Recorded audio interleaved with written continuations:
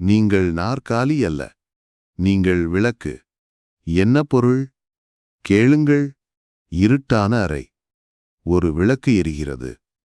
விளக்கு என்ன செய்கிறது? பொருட்களை காட்டுகிறது.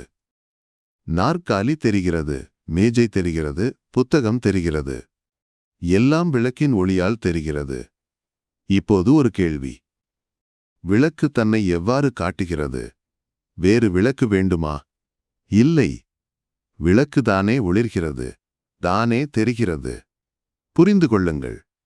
நாற்காலி உங்கள் கவலை, மேஜை உங்கள் பயம், புத்தகம் உங்கள் எண்ணங்கள். இவை விளக்கால் காட்டப்படும் பொருட்கள். விளக்கு என்ன? விழிப்புணர்வு. தானே ஒளிர்வது, தானே அறிவது. நாற்காலி தன்னை பார்க்க இயலாது. ஆனால் விளக்கு தன்னை தானே காட்டும்.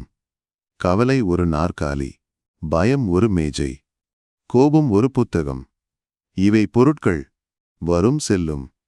ஆனால் நீங்கள் பொருட்கள் அல்ல. நீங்கள் அவற்றை பார்க்கும் விளக்கு. விளக்கு அணையாது. பொருட்கள் மட்டும் மாறும். இன்றே உணருங்கள்.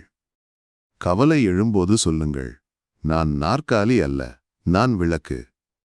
பயம் எழும்போது சொல்லுங்கள், நான் மேஜை அல்ல, நான் விளக்கு. இரகசியம் இதுதான்.